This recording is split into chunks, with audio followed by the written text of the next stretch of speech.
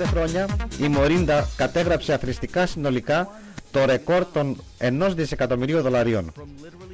Στην κυριολεξία από το πουθενά, η Μορίντα δημιούργησε μια τελείως νέα αγορά και κατέκτησε το 95% αυτής της αγοράς παγκοσμίως. Αναρρύθμιτοι ανταγωνιστές προσπάθησαν να αντιγράψουν την επιτυχία μας, αλλά οι αποκλειστικές μας συνταγές και οι πατενταρισμένες διαδικασίες εγγυώνται ότι ποτέ δεν θα το πετύχουν. Η Tahitian Noni απολαμβάνει 60% αναγνώριση του εμπορικού της σήματος, αποδεικνύοντας ολοφάνερα την απίστευτη ισχύ του σήματός της.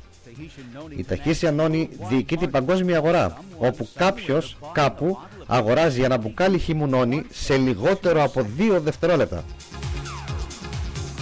Τελειώνοντας, όλα δείχνουν την απίστευτη επιτυχία μέσα στα πρώτα 5 χρόνια. Τώρα θα πρέπει να προβλέψεις τι θα γίνει τα επόμενα 5 χρόνια και τα 5 χρόνια μετά από αυτά. Η καλύτερη μηχανή του χρόνου είναι η διορατικότητα.